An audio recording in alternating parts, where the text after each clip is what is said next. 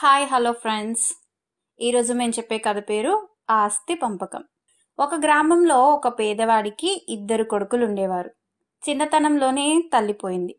మరికొంతకాలానికి తండ్రి కూడా పోయాడు. తండ్రి వాళ్లకు మిగిల్చిపోయిన ఆస్తి ఏంటంటే ఒక ఆవు, ఒక కొబ్బరి చెట్టు, ఒక రజాయి మాత్రమే. పెద్దవాడు కుటిలుడు, చిన్నవాడు అమాయకుడు.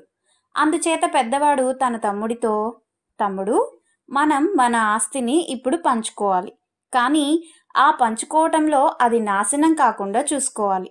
ఏమంటావు? ఆవును రెండుగా నరికితే ఇద్దరము నష్టపోతాము. అలాగే కొబ్బరి చెట్టును రెండుగా చీల్చినా, రజాయిని రెండుగా చించినా అవి నామరూపాలు లేకుండా పోతాయి.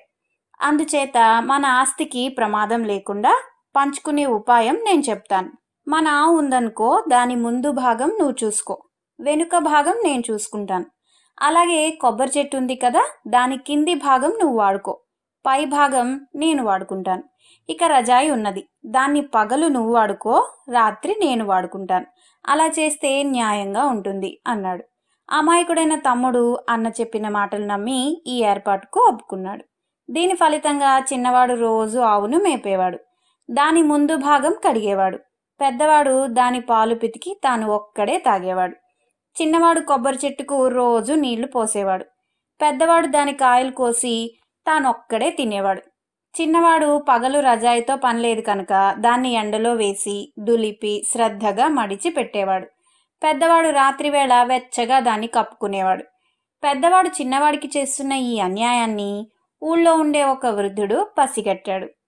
అన్న ఇంట్లో లేనప్పుడు ఆయన వచ్చి చిన్నవాడితో, బాబూ, నువ్వు రోజు శ్రద్ధగా మేపడం చూస్తున్నాను. ఆవు చక్కగా బలిసింది, బాగా పాలిస్తున్నదా? నువ్వు తాగుతున్నావా? కొబ్బరి చెట్టుకు శ్రమపడి రోజు నీళ్లు పోస్తున్నావు, కాయలు కూడా బాగా కాస్తున్నాయి. నువ్వు వాటిని తింటున్నావా? రోజు రజాయిని ఎంతో శ్రద్ధగా దులిపి మడిచి పెట్టడం చూస్తున్నాను. రాత్రిపూట వెచ్చగా కప్పుకొని పడుకుంటున్నావా అని అడిగాడు.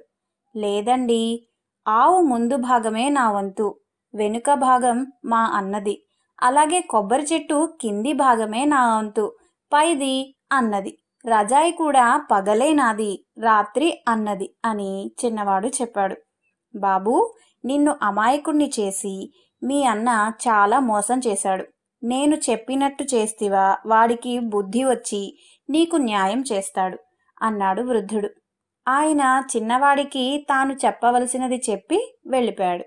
మర్నాడు అన్న ఆవును పాలు పితకటానికి వచ్చి కూర్చునేసరికి తమ్ముడు ఆవు ముఖం మీద చిన్న దెబ్బ వేశాడు. ఆవు కదిలింది. అదేమిట్రా అలా చేస్తున్నావు అన్నాడు అన్న. ఆవు ముందు భాగం నాదే కదా, నా ఇష్టం వచ్చినట్టు చేసుకుంటాను అన్నాడు చిన్నవాడు. ఈ తెలివితేటలు తమ్ముడి సొంతం కాదని, వాడికెవరో బోధించారని అన్న తెలుసుకుని, ఆవును కొట్టకు తమ్ముడు, పాలలో సగం నీకిస్తాలే అన్నాడు. తర్వాత కొంతసేపటికి అన్న కాయలు కోసుకోవటానికి కొబ్బరి చెట్టు ఎక్కాడు. ఆ సమయంలో తమ్ముడు గొడ్డలి ఒకటి తెచ్చి దాని మొదలు కొట్టసాగాడు. అదేమిట్రా అంటే, నా చెట్టు భాగం నా ఇష్టం అన్నాడు. కాయల్లో సగం ఇస్తాను అనే వరకు తమ్ముడు ఊరుకోలేదు. ఆ రాత్రి అన్న రజాయి తీసుకునేసరికి అది తడిచి ఉన్నది.